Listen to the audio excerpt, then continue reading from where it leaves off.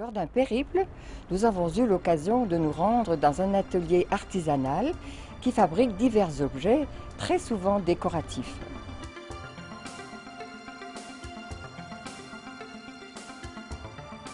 C'est mes parents qui ont fondé cette entreprise. Mon père n'était pas du tout dans l'étain à l'origine, il était ingénieur conseil. Et en revenant d'Afrique, il ne savait pas trop quoi faire, donc il s'est mis à vendre de l'étain en tant que représentant. Et son fournisseur n'arrivant pas à le livrer suffisamment, il s'est dit on va fabriquer avec ma mère. Ils ont commencé à fabriquer dans la grange au départ, à la maison, quoi. Et après, bon, de fil en aiguille, l'entreprise s'est déployée. C'est mon frère après qui a repris. Maintenant, nous sommes deux, mon frère et moi, à continuer l'activité. Comment vous arrive l'étain et de où provient-il? L'étain vient de Malaisie et nous, on le reçoit en lingots de 25 kilos.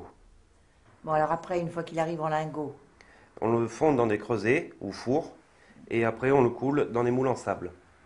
alors à quelle température se fait le... Dans les ça moules fonde en sable, il coule à peu près à 340 degrés. Et dans les moules en silicone, à 300 degrés à peu près. Donc voilà, là vous allez voir une coulée d'un moule silicone. Voilà, on coule à la louche et par gravitation, l'étain va se mettre dans les canaux faits auparavant dans le moule pour pouvoir alimenter la pièce. Donc au bout en général de 2-3 minutes, suivant l'épaisseur des pièces bien sûr, les pièces sont dures. Encore chaudes, mais dures. Donc voilà, ce sont des paniers de fleurs, de fruits, coulés en centrifugeuse. Là, voilà, ça c'est la réalisation d'un moule en sable. Donc on part d'un modèle existant, on met du talc pour éviter que le sable accroche dessus, et après on va tasser au marteau, voilà, comme on le faisait au bord de la plage pour faire un pâté de sable par exemple, exactement pareil. Donc voilà, on tasse bien pour que le moule soit bien dur. Là on enlève l'excédent du dessus pour que le moule, après quand on va tasser l'autre partie du moule, soit bien plat, pour qu'elle repose bien sur la table. Donc là on va maintenant retourner notre partie de moule.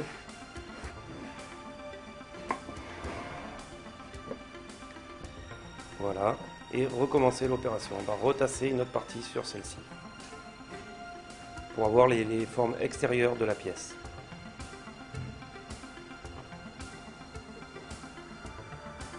Voilà, comme ça. Donc là on enlève nos modèles. Voilà, une fois le sable tassé, il prend donc l'empreinte extérieure de la pièce. Là on va enlever nos modèles en tapotant un petit peu dessus pour décoller la pièce du moule.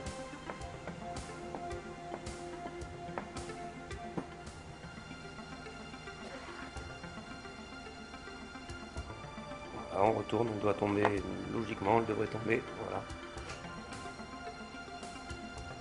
Donc voilà, là on a notre pièce, la forme extérieure de la pièce. Donc là on va alimenter, on va gratter dans le sable en fait, on va enlever du sable dans le moule pour pouvoir alimenter la pièce en étain, faire les coulées d'alimentation en fait. Voilà, l'étain passera par ces petits canaux qu'on est en train de faire. Donc il faut faire attention quand on fait les alimentations, s'il y a des détails sur la pièce, d'éviter d'alimenter sur ce même détail, parce que sinon on risque justement de l'effacer, de l'abîmer. Donc voilà, là encore du talc. Voilà, une pièce qui est prête à moule, une partie de moule qui est finie, celle-ci.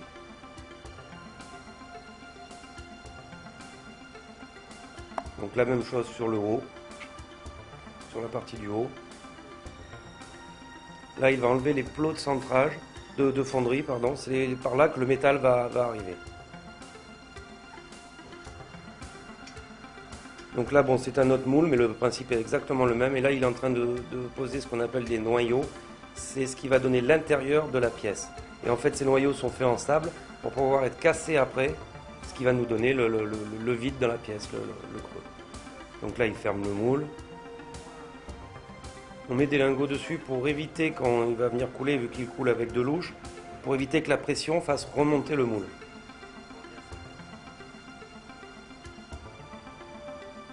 Voilà, et là on coule relativement rapidement, c'est le coup de main qui fait ça.